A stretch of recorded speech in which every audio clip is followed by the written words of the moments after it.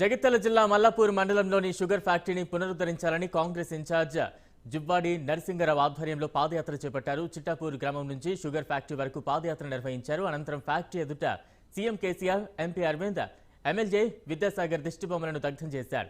8 సంవత్సరాల క్రితం షుగర్ ఫ్యాక్టరీని మూసివేయడం వల్ల చెరుకు రైతులు రోడ్డున పడ్డారని ఆయన ఆరోపించారు. 100 రోజుల్లో షుగర్ ఫ్యాక్టరీ తెరిపిస్తామని బీఆర్ఎస్ ప్రభుత్వం హామీ ఇచ్చింది, కానీ ఇంతవరకు తెరవలేదని ఎద్దేవా చేశారు. కాంగ్రెస్ పార్టీ అధికారంలోకి వస్తే షుగర్ ఫ్యాక్టరీని తెరిపిస్తామన్నారు.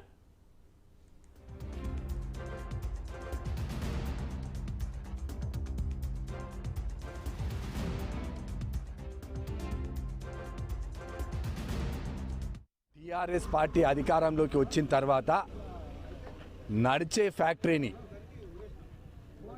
దీన్ని మూసేయడం జరిగింది. ఇప్పటికీ 8 సంవత్సరాల 2 నెలలు జరిగింది.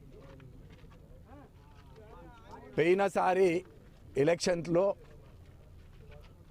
మేము గెలిచి అధికారంలోకి వచ్చిన తర్వాత 100 రోజుల్లో షుగర్ ఫ్యాక్టరీ తెరిపిస్తామని ఆనాటి పార్లమెంట్ సభ్యురాలు, ఈ ప్రాంతం నుంచి వెళ్ళి ప్రాతినిధ్యం వహించిన పార్లమెంట్ సభ్యురాలు కవిత గారు హామీ ఇవ్వడం జరిగింది.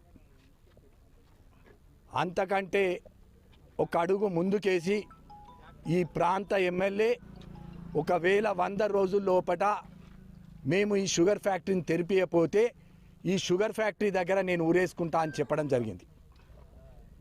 ఇవాళకి ఈ రోజుకి